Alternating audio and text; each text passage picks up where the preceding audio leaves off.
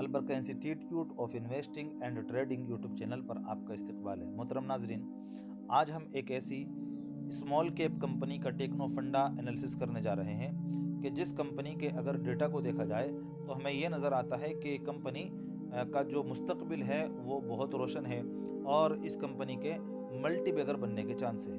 मगर एनालिसिस करने से पहले हम इस बात को वाजे कर देते हैं कि हमारी ये वीडियो सिर्फ एजुकेशनल पर्पज़ के तौर पर है, किसी भी तरह के ख़रीदने और बेचने की सलाह हरगिज़ नहीं है। आप किसी भी कंपनी में ख़रीदने और बेचने से पहले अपने माशी सलाहकार से एक मरतबा मशवरा ज़रूर कर लें। तो चलिए चलते हैं, हम इस कंपनी के सबसे पहले फंडामेंटल एनालिसिस करेंगे। फंडामेंटल एनालिसिस इसलिए करते हैं ताकि हमें मालूम हो जाए कि कंपनी करती क्या है, यानी कंपनी किस तरह की है, क्या उसका बिजनेस है और कंपनी क्या कमाती है, कंपनी कितना खर्च कर लेती है, प्रमोटर कौन है और इस वक्त मार्केट में जो इसके मध्य मुकाबिल है जो वो उनके मुकाबले में ये कंपनी इस वक्त कहाँ पर खड़ी हुई है। ये तमाम चीज़ें जानने के लिए हम कंपनी का फंडामेंटल एनालिसिस करते हैं। तो सबसे पहले हम कंपनी को जानते हैं कि कंपनी कौन है। तो अगर हम देखें, आपको बाकायदा स्क्रीन पर नाम नज़र आ रहा होगा कि कंपनी का नाम है SML महिंद्रा लिमिटेड, यानी इस कंपनी का जो पुराना नाम था वो SML ईसुजू लिमिटेड था। ये कंपनी 40 साल पुरानी है, 1983 से है और ये कमर्शियल व्हीकल बनाती है। इस कंपनी को जापान की एक कंपनी जिसका नाम सुमितोमो कॉरपोरेशन जापान के नाम से है, अगर आप देखेंगे आपको डिस्प्ले पर नज़र आ जाएगा, उस कंपनी के प्रमोटर इस कंपनी को चला रहे थे और उनकी तकरीबन 44% की हिस्सेदारी इस कंपनी में थी। फिर अगस्त 2025 में महिंद्रा एंड महिंद्रा हमारे हिंदुस्तान की एक बहुत बड़ी कंपनी है जो कि कमर्शियल व्हीकल और पैसेंजर व्हीकल बनाती है।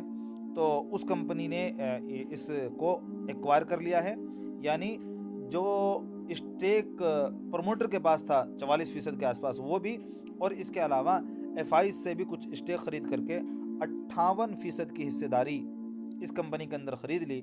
और इस वक्त इस कंपनी के जो प्रमोटर है वो महिंद्रा और महिंद्रा जो कंपनी है वही है, और कंपनी का अब नाम चेंज करके SML ईसुजू से SML महिंद्रा लिमिटेड कर दिया गया है।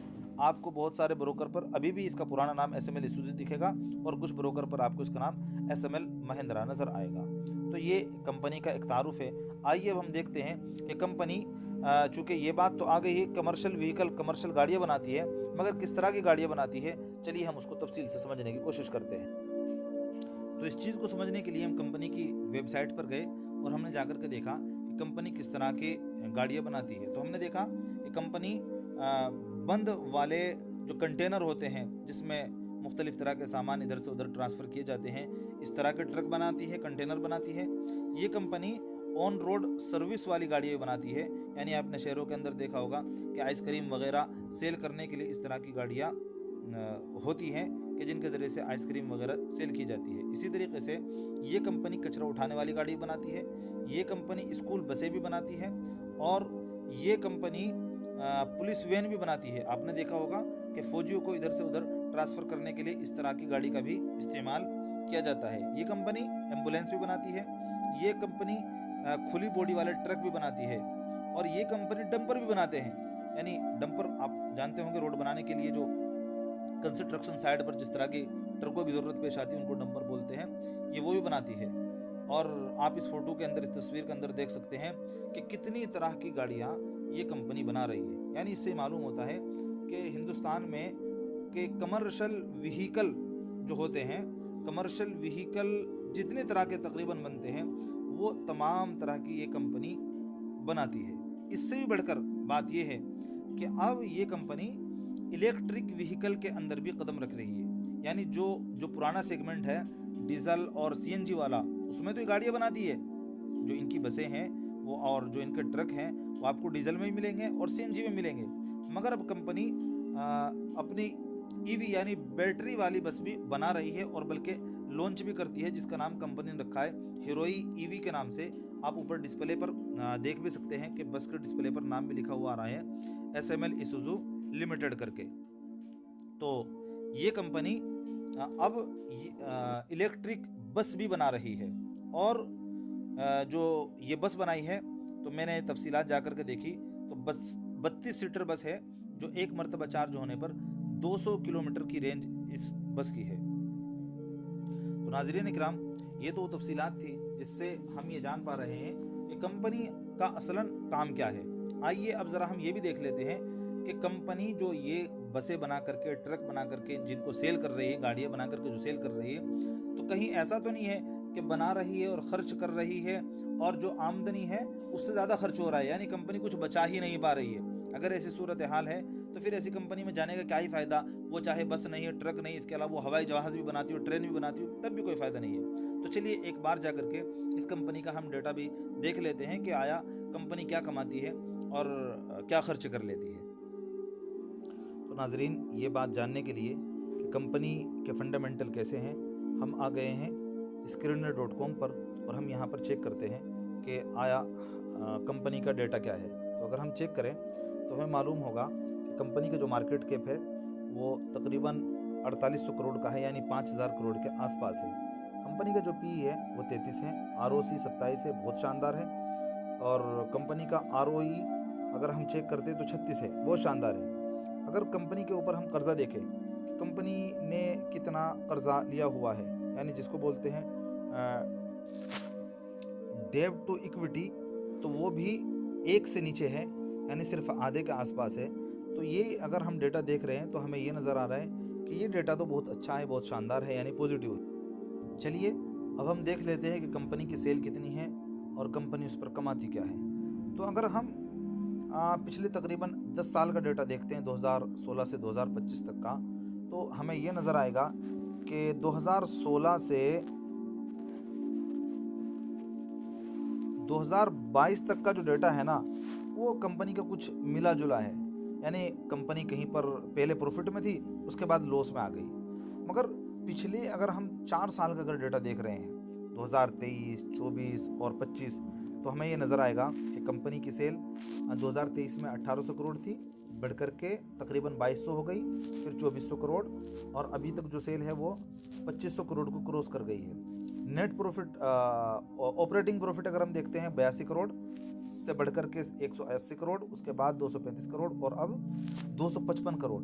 यानी पिछले अगर हम 3-4 साल का डेटा देखते हैं तो हमें ये नज़र आएगा कि इसकी जो सेल है ना वो ATH पर है, ऑल टाइम हाई पर है, और जो ऑपरेटिंग प्रॉफिट है वो भी ऑल टाइम हाई पर है।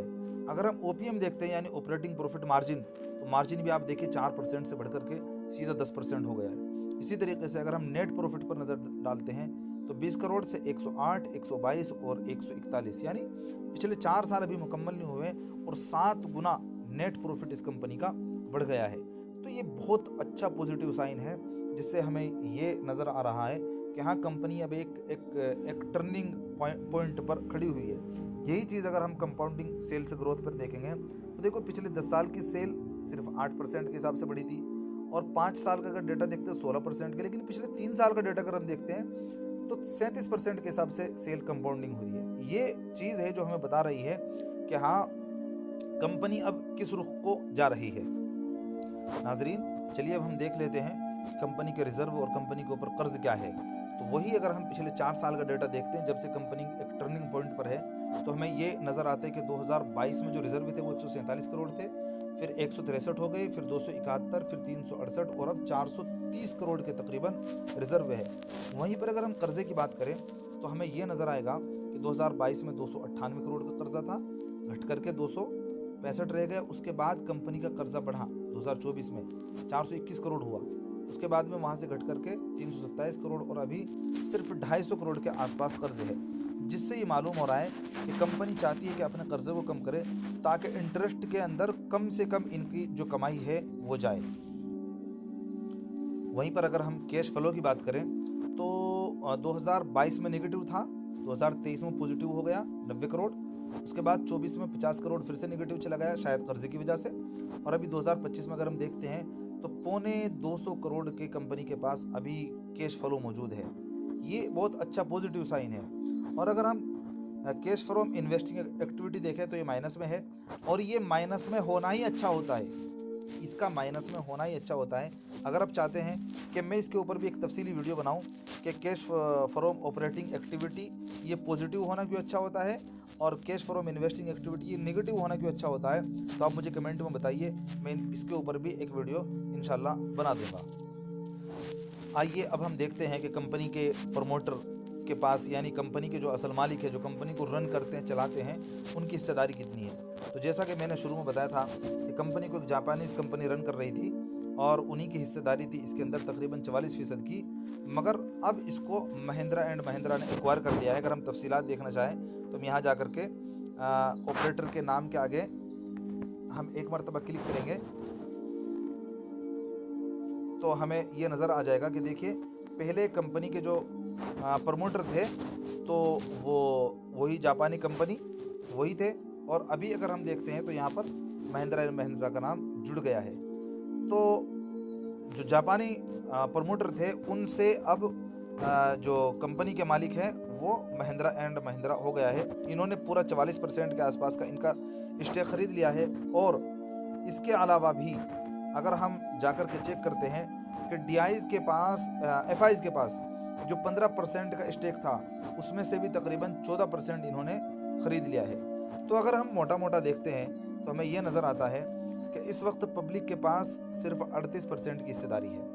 और इस 38% की हिस्सेदारी में भी अगर हम जाकर के इसकी तफसीलात चेक करें तो हमें ये मालूम होता है कि तकरीबन 18% की जो हिस्सेदारी है वो बड़े लोगों के पास है। ये देखिए, जिनको HNI वगैरह कहा जाता है, 7.5%, 4%, 3.25%, 2.25%, तकरीबन 1.5%। ये अगर आप सारा जोड़ करके देखेंगे वीडियो पॉज करके तो आपको मालूम हो जाएगा कि तकरीबन 18% की हिस्सेदारी इस पर ही है। यानी 100% में से 80% जो माल है वो प्रमोटर के पास और उन लोगों के पास जो कि HNI और FIs और DIs कहलाते हैं उनके पास है। और पब्लिक यानी जो छोटे मोटे रिटेलर है उनके पास सिर्फ 20% माल बचा हुआ है, जो इस बात की अलामत है कि जो स्मार्ट लोग हैं वही इसके अंदर ज़्यादा है।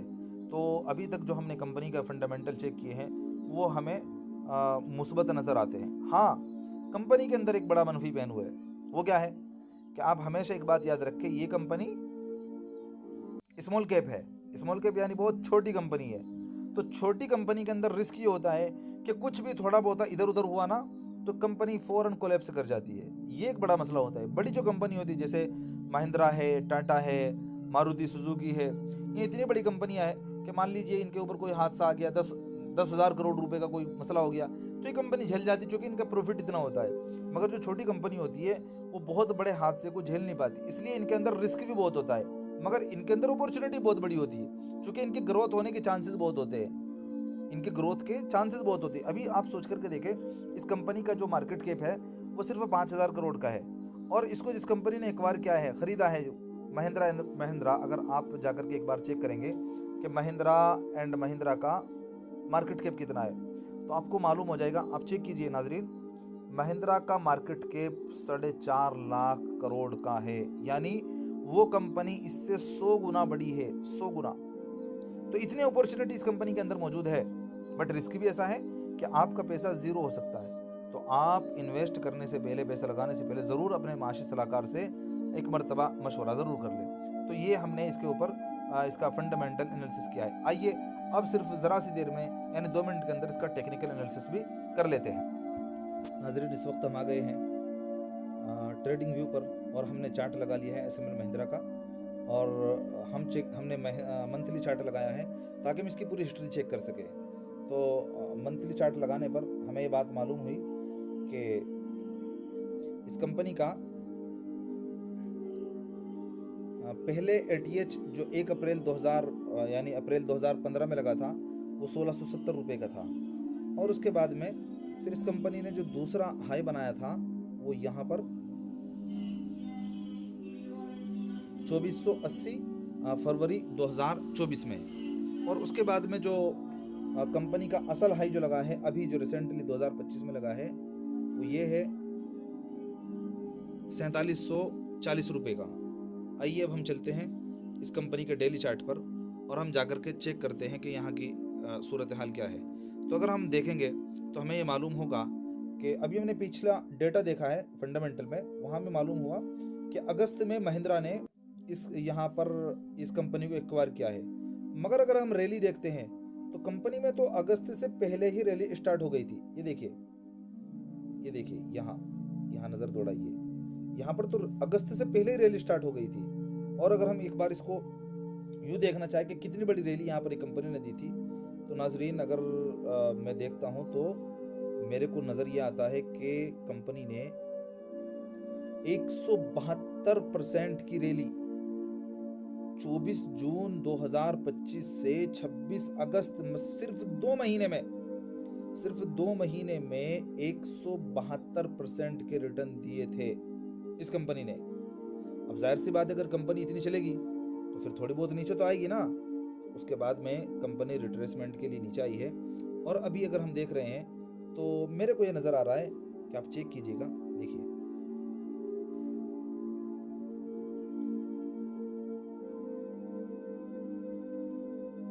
ये चेक कीजिए और आप नीचे RSI को भी एक दफ़ा देख लीजिए कि RSI ने क्या किया है।